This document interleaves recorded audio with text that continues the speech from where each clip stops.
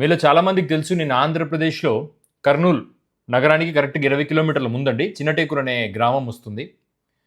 Bengaluru to హైదరాబాద్కి వెళ్తున్న వేమూరి కావేరి అనే బస్సు ఒక బైకర్ని ఢీకొట్టి ఆ బైకర్ బస్ కిందకి వెళ్ళిపోవటం, అది రాపిడి వల్ల మంట పుట్టడం, బస్ అంతా తగలబడిపోవటం, దాంట్లో దాదాపు 20-25 మంది చనిపోవడం జరిగింది. ముందుగా వాళ్ళలో ఎంతోమందిని మనం చూసిన వాళ్ళము, చూడని వాళ్ళు, కుటుంబాలు, మనకు తెలిసిన వాళ్ళు, తెలియని వాళ్ళు ఎంతోమంది ఉండటం జరిగింది. ముందుగా చనిపోయిన వాళ్ళందరికీ ప్రగాఢ సానుభూతి తెలియజేస్తూ మన కోసం ఛానల్ తరఫున వాళ్లకు మీరు కోల్పోయి మీ కుటుంబ సభ్యుల్ని మీరు కోల్పోవడం అనేది అది ఒక ఇర్రివర్సబుల్ లాస్. దానికి మనస్ఫూర్తిగా మీకు ఆంధ్రప్రదేశ్ ప్రజల తరఫున మన కోసం ఛానల్ తరఫున ప్రగాఢ సానుభూతిని వ్యక్తం చేస్తున్నాము. ఎవడో ఒకడు తప్పుడు నిర్ణయం తీసుకోవడం వల్ల, బాధ్యత రాహిత్యం వల్లనో ఏదో ఇటువంటి విషయాల వల్ల ఇటువంటి ప్రమాదాలు జరుగుతాయండి.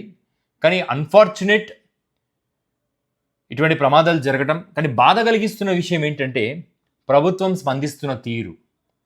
అసలు ఒక 10-20 సంవత్సరాల క్రితము ప్రభుత్వాలు మోరల్ రెస్పాన్సిబిలిటీ తీసుకునేవి, బాధ్యతగా వ్యవహరించేవి, మంత్రులు బాధ్యతతో ప్రవర్తించేవాళ్ళండి. సమాజానికి ఏమైందో, ఇప్పుడు ప్రభుత్వాలకు ఏమైందో ప్రతిదీ కులం కోణంలో చూసే పరిస్థితికి దిగజారిపోయాము. And I was shocking with one incident అండి.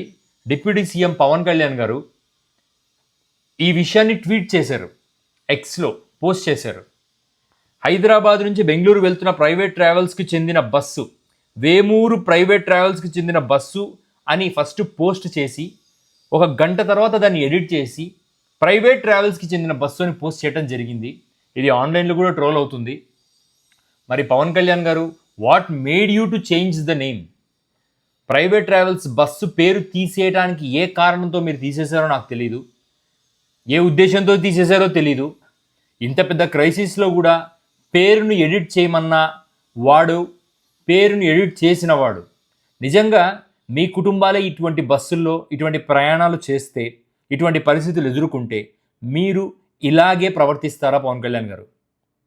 మీ కుటుంబానికి ఎదురైతే మీరు భరించగలరా? ఎందుకు ఎందుకు పాలకులు ఇంత ఇన్హ్యూమన్గా ప్రవర్తిస్తున్నారు? ఎందుకు పాలకుల్లో ఒక మానవతా కోణం చచ్చిపోయిందో నాకు అర్థం కావట్లేదు.